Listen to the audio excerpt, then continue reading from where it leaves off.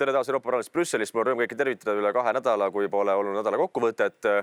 Objektiivseks põhjuseks loomulikult oli külastus Lõuna-Aafrika Vabariiki, millest ma rääkisin paar nädalat tagasi, et on tulemas siis missioon Lõuna-Aafrika Vabariiki, et tutvuda sealse olukorraga, sealsete farmerite olukorraga, valgete vähemuse eluga, diskrimineerimisega, rassismiga valgete vastu.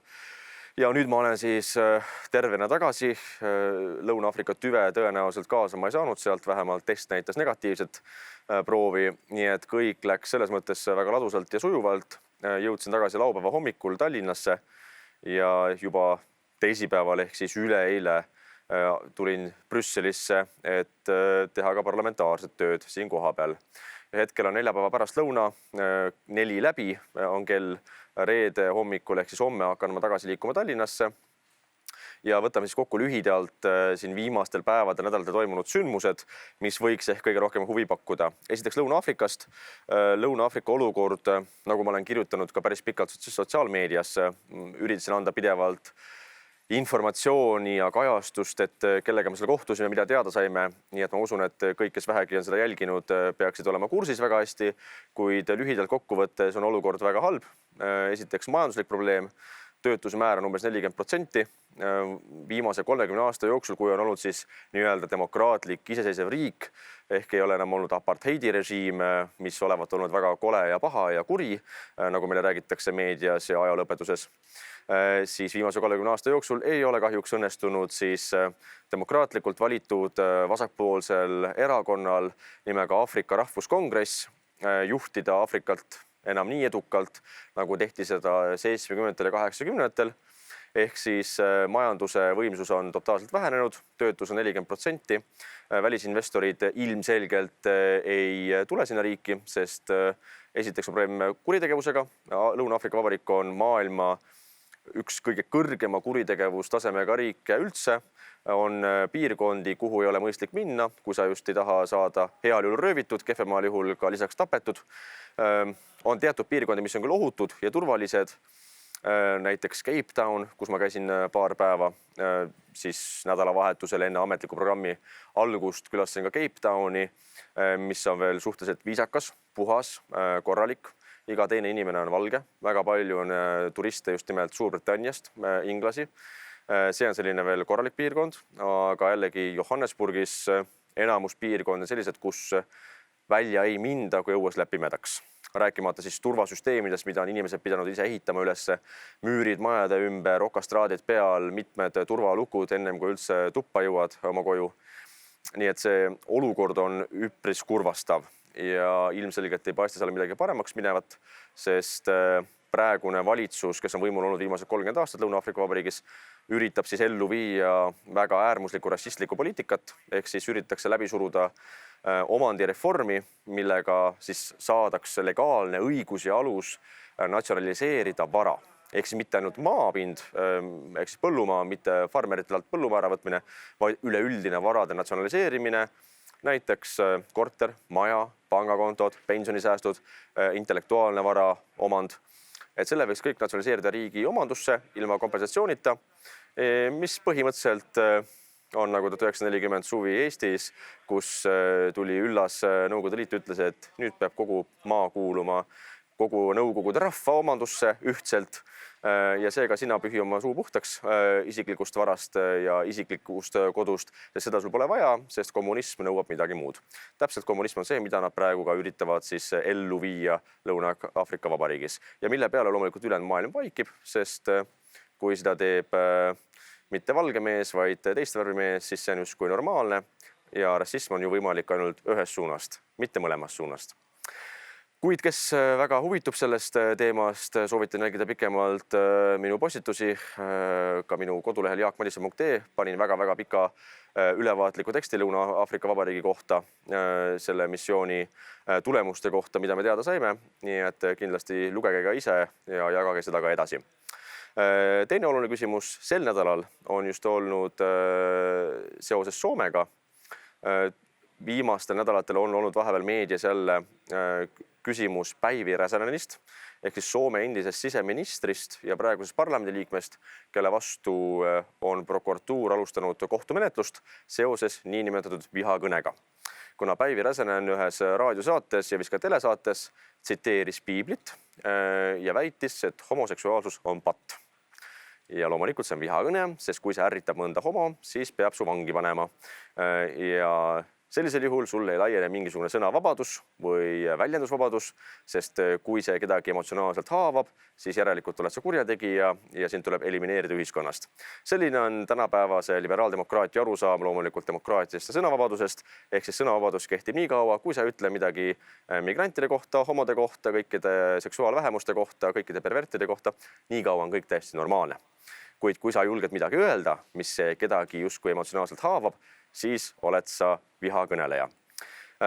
Kuna Euroopa Liidus see poliitika on nagu ta on ja väga palju Euroopa Komisjon loomulikult see tähelepanu ei pööra, kui kedagi tahetakse vangi panna tema sõnavabaduse praktiseerimise pärast, siis sellest hoolimata, et seda teemat üleval hoida ja näeta meie arvamust, siis koostasin kirjaliku küsimuse Euroopa Komisjonile. Saatsin selle kirja välja ka Euroopa Parlamendi liikmete üldmeililisti nädal aega tagasi umbes, et kes soovib anda oma allkirja ka sinna kaasa, on teretulnud, et oleks rohkem allkirju sellel kirjalikul küsimusel, mille me saadame Euroopa Komisjoni. Kokku ühines selle siis algatusega, kui ma õigesti mäletan, 12 või 13 Euroopa Parlamendi liiget erinevatest poliitgruppidest. Lisaks meie poliitgrupile Identiteet ja demokraatia oli allkirjutatud ka ECR-ist ehk siis konservatiivid ja reformistid, mitu poolakat sealt grupist ja samuti mõned liikmed EPP-st ehk Euroopa Rahvaparteist.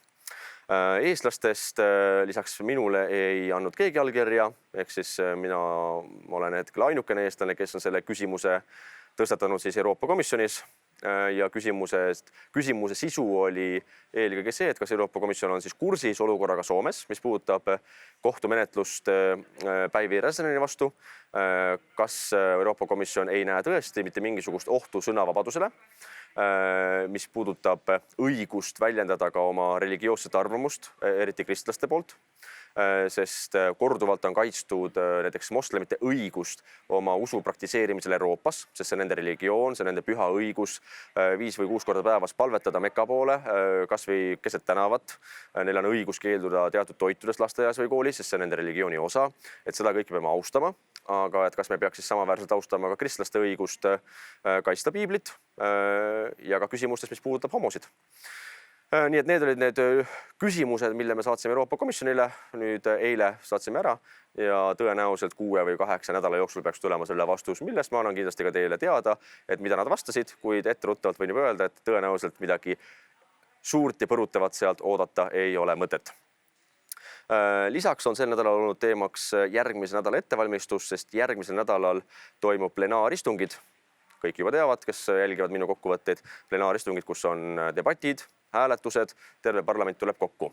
Ja nüüd toimub see esimest korda taas Strasbourgis peale koroonaviiruse pandeemia algust. Ehk siis viimati oli see eelmise aasta veebruaris ja nüüd siis aasta ja umbes 5 kuud hiljem on see taas Strasbourgis. Nii et paljud on väga rõõmsad, et saab tagasi pöörduda Strasbourgi, paljud on väga kurvad, sest väidavad, et see on väga ohtlik, et suurem terviserisk, et sa võid nakatuda koroonaviirusega. Mina sellepärast eriti ei muretse, ma arvan, et kes selle viiruse saab selle niikuinii ja kes ei saa, lihtsalt ei saa, nii et väga palju sõltub ka immuunsüsteemist, sõltub ka isiklikust hügieenist, sõltub enda ettevaatlikkusest ja lõppkokkuvõttes ei ole tegemist nüüd kindlasti mingi katkuga või surmahaigusega, mis niidab kõiki jala pealt ja heidab meid kõiki ühisauda. Nii et Strasbourgi ootan mina väga suure rõõmuga. Olen registreerinud ka sõnavõtu küsimuse ühes debatis, mis puudutab juba juunikuus 2 nädala pärast toimuvat Euroopa Liidu ja Ameerika Ühendriikide tippkohtumist, kui Joe Biden peaks tulema siia Euroopasse. Nii et sel teemal on mul plaanis kõne pidada, eelkõige tõstatada üles väga kahepalgeline poliitika Euroopa poolt, mis puudutab just nimelt Ameerika suunda. Nii et vaatame, kuidas need debatid lähevad. Ja lisaks lõpetuseks sel nädalal, mis ma pidin tegema, oli siis ka üks väikene arvamuslugu või kommentaar Eesti Päevalehele Delfile, kui ka ma Eesti Päevalehte Delfit väga palju ei seedi just ausalt öeldes, kuna kellele ikka meeldivad võltsuudised ja propagandistid nagu Vilja Kiislerid või muud seltsimehed, siis sellest hoolimata, kuna antud ajakirjanik, kes minu poole pöördus eile hommikul, oli väga viisakas ja ma olen tähele pannud, et ta on üks nii-öelda võib-olla normaalsemaid isiksusi selles meediagrupis, saatis palve, et kuidas ma kommenteeriksin nüüd eelmisel nädalal lahvatanud luureskandaali, mille kohaselt tuli välja info, et aastatel 2012 kuni 2014 teostasid Ameerika Ühendriikide luureasutused jälitustegevust tänu oma Taani kolleegidele, eks Taani luureasutused aitasid ameeriklastel pealt kuulata Euroopa poliitikuid, eelkõige Saksa, Prantsuse poliitikuid ja ka Rootsi ja Norra poliitikuid, kui ma õigesti mäletan. Ja minu kommentaaris sellele, et kas see kahjustab Euroopa ja Ameerika Ühendriikide suhteid, kuidas see võib edasi areneda, nii et ma siis kirjutasin lühikese kommentaari sel teemal Eesti Päevalehele, mis ilmus eile, nii et võib-olla keegi on seda ka lugenud, võite anda kommentaari, et mis teie sellest arvate.